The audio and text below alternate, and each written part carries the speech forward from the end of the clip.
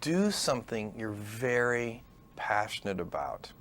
And don't try to chase what is kind of the hot passion of the day.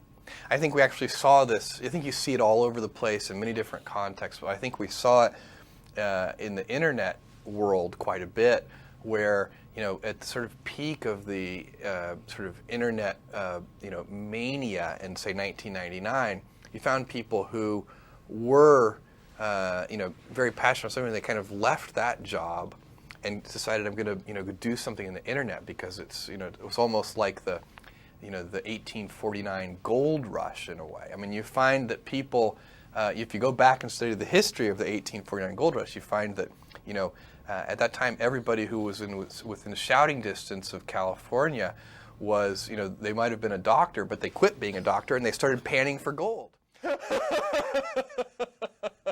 And that almost never works.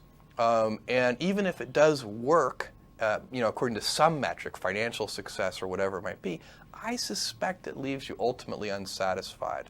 So you really need to be very clear with yourself. And I think one of the best ways to do that is this notion of projecting yourself forward to age 80, looking back on your life and trying to make sure you've minimized the number of regrets you have. That works for career decisions. It works for family decisions.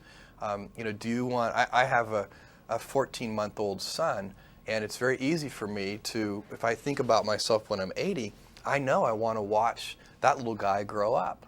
And so I don't want to be 80 and think, shoot, I missed that whole thing, and I don't have the kind of relationship with my son that I wished I had, and so on and so on.